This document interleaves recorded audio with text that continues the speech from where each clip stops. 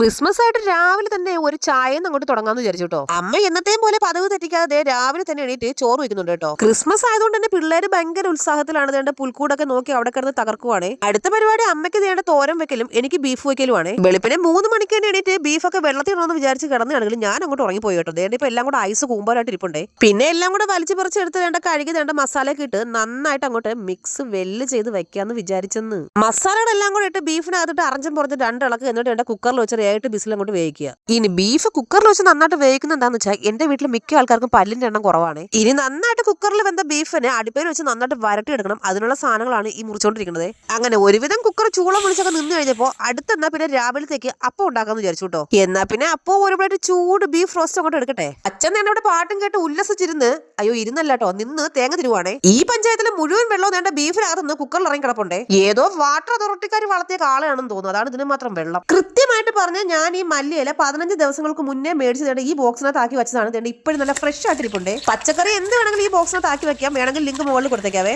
നല്ല മല്ലിയിലയും കുരുമുളകൊക്കെ ഇട്ട് വരട്ടിയെടുത്ത ബീഫ് റോസ്റ്റ് കഴിച്ചിട്ടുണ്ടാ. ആഹാ. ഇനി ഈ കൊച്ചുള്ളിയും വെളുത്തുള്ളിയും മുളകെല്ലാം കൂടെ ചതച്ചിടുന്നത് എന്തിനാന്ന് വെച്ചാൽ ഇത് നമ്മുടെ ബീഫ് റോസ്റ്റ് അല്ല, ബീഫ് ഫ്രൈ ആണ്. ക്രിസ്മസ് അല്ലേ, എന്നാ പിന്നെ ഒരു ചുവന്ന ഷർട്ട് ഇട്ട് വരണമെന്ന് പറഞ്ഞപ്പോൾ കൃത്യമായിട്ട് നീല ഷർട്ട് ഇട്ട് വന്ന കണ്ണനാണ് ഇന്നത്തെ താരം. കണ്ണൻ എപ്പോ വന്നാലും കണ്ണന്റെ കയ്യിൽ ദേണ്ട ഇതുപോലെ ഒരു ലോഡ് സാധനങ്ങൾ ഉണ്ടായിരിക്കും കേട്ടോ. കവറിനകത്തുനിന്ന് ഐസ് പറക്കി എടുക്കുന്ന കണ്ടിട്ട് കണ്ണൻ എന്നെ അവിടെ ഐസ് കച്ചവടമാണെന്ന് വിചാരിക്കരുത്. ദേണ്ട അതിനകത്ത് നിറയെ മീനാണ്. ദേണ്ട ഒരു കവർ നിറച്ച് മീനും പിന്നെ കുറെ ബീഫും മേടിച്ചിട്ടുണ്ടേ.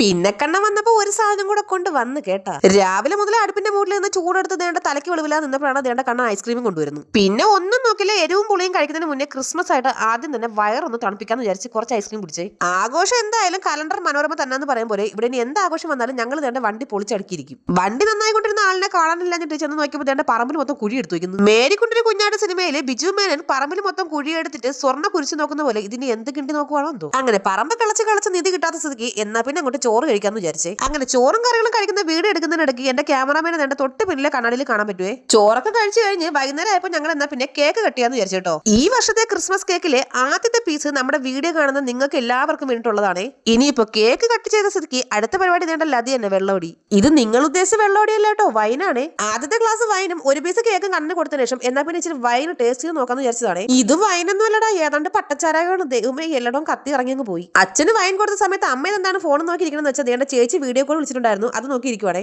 ഫോണിൽ കണ്ടത് എന്റെ ചേച്ചിയുടെ കുഞ്ഞ് എമിലിയെ കുട്ടിയും ദേണ്ട നിൽക്കുന്നത് എന്റെ കുഞ്ഞ് ചെയ്തുട്ടിയും. രാത്രിയായപ്പോൾ നമ്മുടെ പുൽക്കൂടിലും ക്രിസ്മസ് ട്രീയിലും എല്ലാം ദേണ്ട ലൈറ്റൊക്കെ കടുപ്പിച്ച് തന്നിട്ട് ദേണ്ട കണ്ണൻ യാത്രയാവുകയാണ് കേട്ടോ. അപ്പൊ നമ്മുടെ ചാനൽ എല്ലാവരും മറക്കാതെ ഒന്ന് സബ്സ്ക്രൈബ് ചെയ്തിരിക്കണേ. ടാറ്റാ.